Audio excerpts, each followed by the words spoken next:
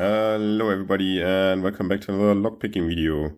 And yeah, in this video today we'll be having a look on this awesome lock from Japan, the MIWA PR. It has 11 levers, all unmastered in here, which makes it a very difficult lock. Black belt level 3 lock in the LPU belt ranking system. Key works just fine. It has it so easy. You see the dimples on the key which give the bitting. It looks so simple, but it is so difficult. And yeah, 3D printing saved me once again. Stay tuned, you will see what this does. And yeah, thanks again for Dependent Quarter or DQ here on YouTube for sending this lock my way. Yeah, it was a great challenge, a great burden on me, but I finally got it. So stay tuned how this went. So here's the lock, fully stripped. It has a sidebar mechanism that blocks the rotation along with this housing here. Yeah? The sidebar sits up here and blocks it, and there's some springs here and here, and you can see all the levers nicely here, and it's a mess, but once you insert the key you see this line popping up here where the sidebar can go in, and then you can rotate the cylinder as you want. And this is what we have to do while picking it. So the problem is with that is you cannot too easily take all this apart and progressively pin it. Some people grind away part of the sidebar. So how could I learn this lock? Well, I tried first of all blind going in there, but not a chance, not with a black belt level 3 lock. So what I did was I printed this nice 3D housing, which is basically the metal housing, but with an open space up here. And you can see I even wrote numbers on there, and we'll put this in a vise in a second. And yeah, with this I had great visibility of what was happening inside the lock, and this helped me tremendously to learn how to pick this lock. So once I need quite some concentration to get this lock open, I'll pick it basically in the real deal in completely silence. But so you have something to look at while I do this. I thought I will put a cutaway version on the left side of the screen, or right side, I will see. So you can follow that one and then enjoy my open of the real deal on the other side. And I will prove in the end that I did not tamper with anything in there. So yeah, let's put this in a vise and the real deal as well, and all in simultaneously, and yeah, let's go. So here we are back again with the cutaway. Hope you can see everything. The key aligns everything nicely. And let's do the very same with the picks. So in goes the tensioner, clockwise tensioning, and we start off with the flag, and I have two Sharpie markings, marking lever 11 and lever 7 for me. I will be manipulating all the 5 between here with the flag, and usually when I start picking this lock, lever 11 starts to bind, and this is also the case now, still binding. And now it's springy, and I leave it alone. Let's try to find lever 10. Also binding. Not anymore. So let's see that we don't overset it. Okay, lever 9 is binding. Not anymore. 6. Okay, and 7 we leave alone at all. This was set basically automatically, and the 6 front levers I will set with this flag, either in this way or in this way or this way or so on. And I only marked these 3 levers here in the middle, levers 6, 5 and 4, and the 3 and the 1 I can find on my own. I'm a big boy, huh? Yeah, something at least. Okay, we start at lever 2, not really binding or anything. Sometimes it is. Lever 1, nothing. 3, also nothing. So let's go to the middle carefully. Starting off at lever 6, which is binding. Okay, not anymore. Lever 5, you have to be a bit careful not to overset it directly. So let's use very light tension and very light peak pressure, some tickling motions. Okay, almost thought I had overset it, but it's okay. And then 4 is really like almost a zero lift. Oh, almost overset it, but it's good. So let's check back 3 again. When checking levers, I'm applying high tension.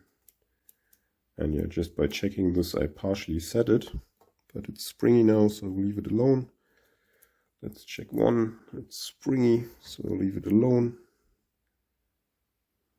Lever 2 was binding, and we got some little core movement. And this is all you will get in this lock, basically. No. Lever 1 is binding somewhat. Okay, got it set. Let's try lever 3. Finding it first of all. And with this one, basically, if it sticks out, you will know you need to pick it. Okay, which I just did. And while it's going so good, before we change tools again, let's test the middle again. Lever 6 was binding. Lever 5 also feels stiff. And here again, just tickle it into position, hopefully. I will release tension while doing so. And I got it. Nice click. And yeah, now it's time to change tools. Once again to the flag. Go to the very back. Make sure you're on lever 11. I think it's here. And it's hard to tell because it is binding, and then it can't also be spacer you're sitting on, but I think it's here. You can check the Sharpie marking, or at least I can. You don't see it at the moment. Yeah, now I'm on it. You see some movement. Don't overdo it. But it's not set yet.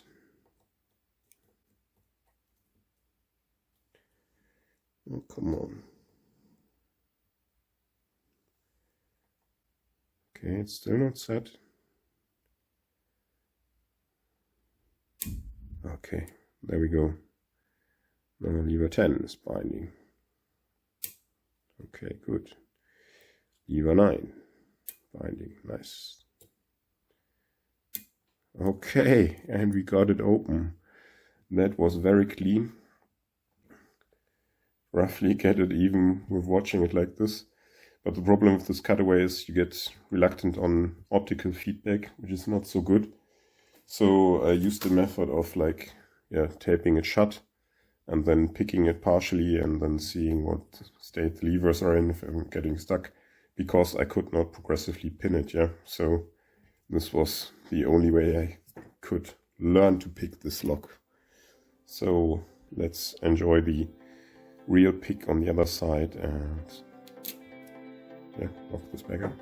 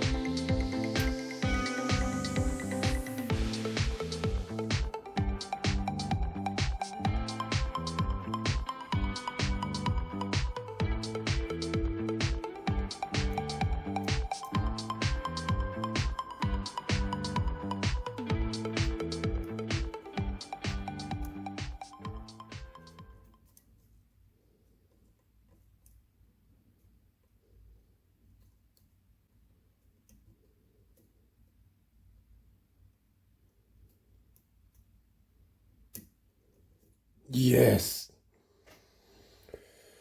Whoa. Okay. We're open. Let's take this out.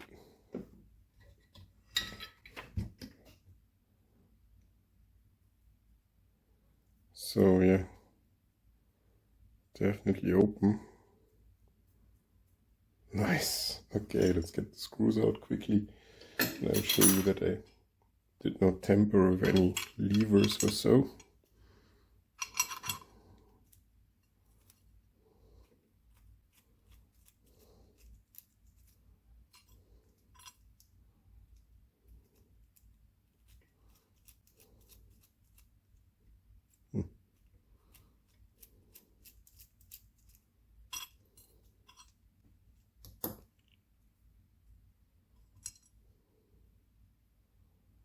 Okay, sidebars here.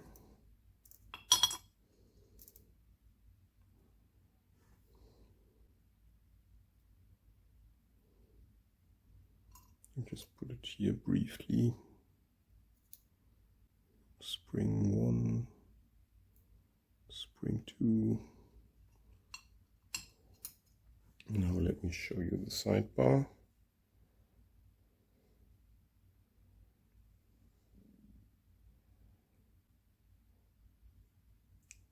Full sidebar, so nothing changed here. And yeah, here's the complete lock. Let's put the key in. You can nicely see how the levers arrange. And quickly let me show you each individual lever, how to do best. Let's see.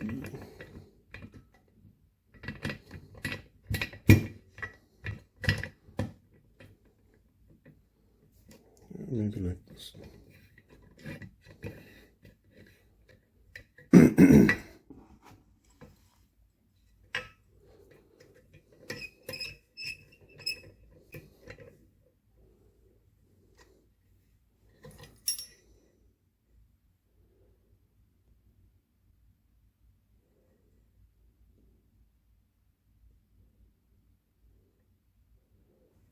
Okay, here are all my levers. I played around with for so long. Yeah, let's start from the front. So first of all, we have lever 1 here. Just needs a little bit of set, not much. No second gate or anything. Then lever 2 on the other side. Oh man, I'm shaky. So yeah, just one true gate. Lever 3 over here. Here's the true gate. This needs quite some lift. And yeah, barely can do it with this pick, but yeah, you see a false gate, true gate, no false gate, some serrations, truly evil. Now we go for lever 4 over here, and this really just needs a tap, but it needs it. And if you overset it, yeah, you're in the serrations, in the false gate. You're in hell. Forget getting out of it. Here lever, what is it, 5? Yeah, serrations and a small, somewhat false gate. You can get stuck in there. Then the true gate and a nice false gate.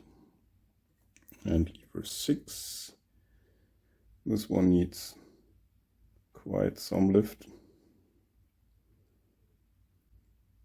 And yeah, you can really push on it. Basically, I cannot overset it with this pick, which is nice because oversetting is the greatest problem in this lock.